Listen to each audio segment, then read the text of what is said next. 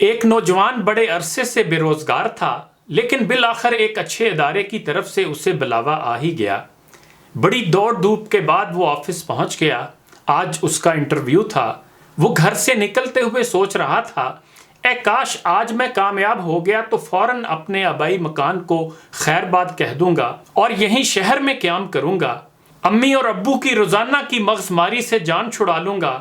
صبح جاگنے سے لے کر رات کو سونے تک ہونے والی جھکجھوری سے اکتا گیا ہوں، بیزار ہو گیا ہوں۔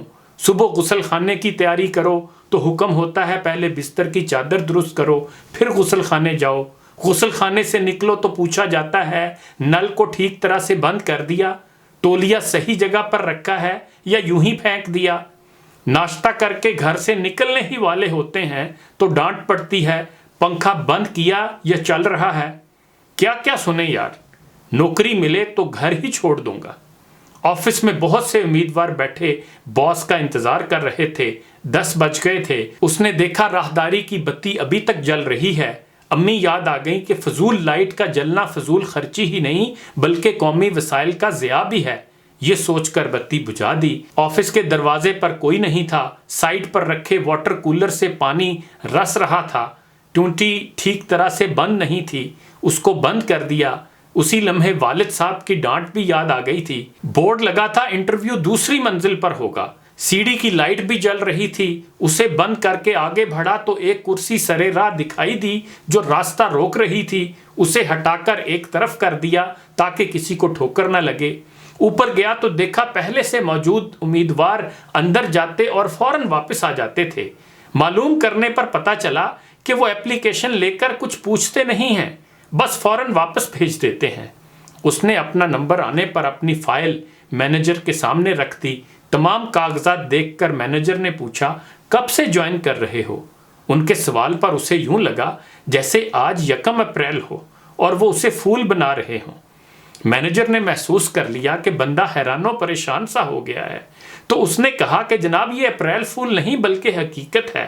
پھر اس نے بتایا کہ ہم نے آج کے انٹرویو میں کسی سے کچھ پوچھا ہی نہیں ہے، صرف CCTV کیمروں میں تمہارا طرز عمل اور مثبت رویہ دیکھا ہے۔ آج بہت سے امیدوار آئے مگر کسی نے نل یا لائٹ بند نہیں کی۔ مبارکباد کے مستحق ہیں تمہارے والدین کے جنہوں نے تمہیں تمیز اور تہذیب سکھائی ہے۔ جس شخص کے پاس سیلف ڈسپلن نہیں، وہ چاہے کتنا ہی ذہین اور چست و ہوشیار ہو، لائف مینجمنٹ اور زندگی کی دوڑ میں اچھی طرح کامیاب نہیں ہو سکتا۔ یہ سب ہو جانے کے بعد وہ اپنے آپ میں شرمندہ سا تھا کہ وہ اپنے ماں باپ کے بارے میں کیا کیا سوچتا رہا۔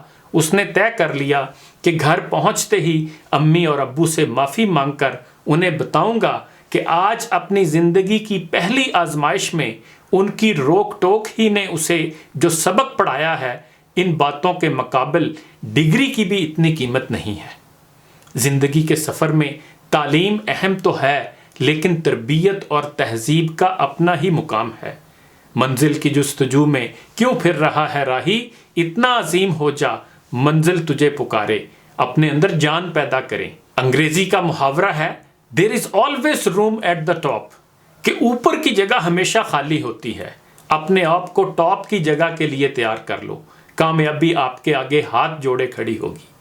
اس واقعے یہ کہانی سے ایک اور سبق بھی ملتا ہے، جب تک ہم عملی زندگی میں نہیں آتے اور ہمارے اوپر ایک خاندان کا، شریک حیات کا یا بچوں کا بوجھ نہیں پڑتا، ہم سمجھ ہی نہیں پاتے کہ ایک گھر کی سربراہی کتنا مشکل کام ہے، کیا کیا ذمہ داریاں ادا کرنی پڑتی ہیں، کیا کیا قربانیاں دینا پڑتی ہیں، کیسے کیسے بچتیں کر کے گھر کے اخراجات کو مینج کرنا ہوتا ہے۔